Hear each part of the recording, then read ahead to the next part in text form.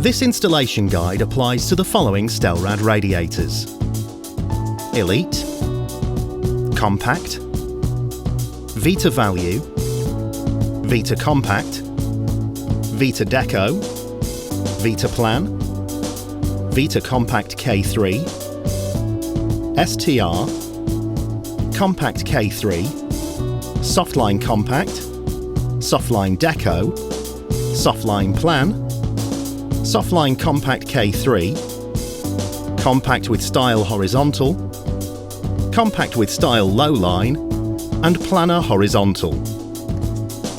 Before we get started, let's run through the tools you'll need: screwdriver, drill, spanner, radiator valve tail key, radiator bleed key, dust sheet, cloths or rags, tape measure, pencil, spirit level, suitable personal protective equipment, and packaging cutter.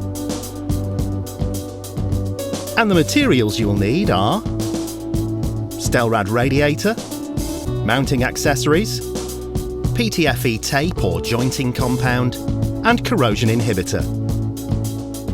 We recommend that Stelrad steel panel radiators are only used with indirect heating systems and installed to British standards BS 5449. In your radiator pack you'll find radiator brackets, an air vent, blanking plugs, a branded clip, and plastic grommets. Now let's get started.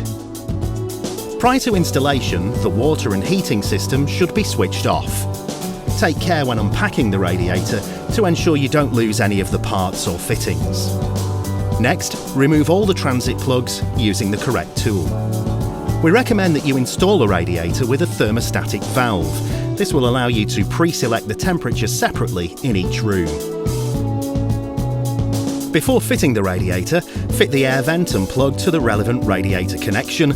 PTFE tape or jointing compound is not required, and be careful not to over-tighten the vents and plugs. Now prepare the radiator valve tails with PTFE tape or jointing compound and fit to the radiator connections. Once you're happy that the radiator is prepared, start by fixing the brackets to the wall. Hold the radiator in its proposed position against the wall. Ensure there's a minimum clearance of 100mm at either side and 150mm clearance above and below the finished radiator position. Next, lean the radiator against the wall and mark where the width of the radiator starts and finishes. Measure from this mark inwards to the correct position for the centre of the fixing lug. Using a spirit level, draw a vertical line on the wall. Measure 200mm from the floor and make a horizontal line crossing the vertical line made earlier. This will give a correct distance from the floor to the base of the radiator for heat output. Position the first bracket against the vertical line on the wall, locating the bottom of the bracket against the horizontal line made earlier.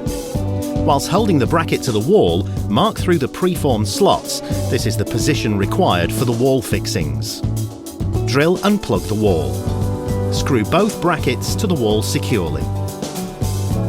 Add the plastic grommets to the brackets. These will ensure a secure fit, eliminating any noise that occurs from heat expansion. Temporarily place the radiator into position on the wall brackets. Measure and check for any difference in alignment between the valve and the radiator tails.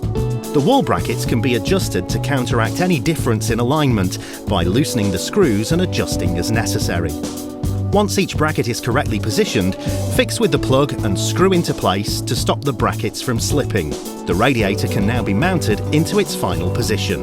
Tighten the connectors on the valves using just enough force to make a watertight joint. Turn until hand tight, then use a spanner. The TRV head can be fitted and both valves opened.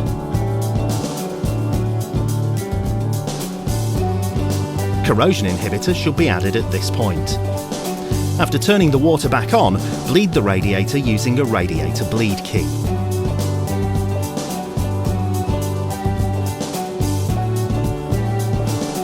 To ensure even distribution of heat across the central heating system, balance the radiator with the lock shield valve, then push in the branded clip.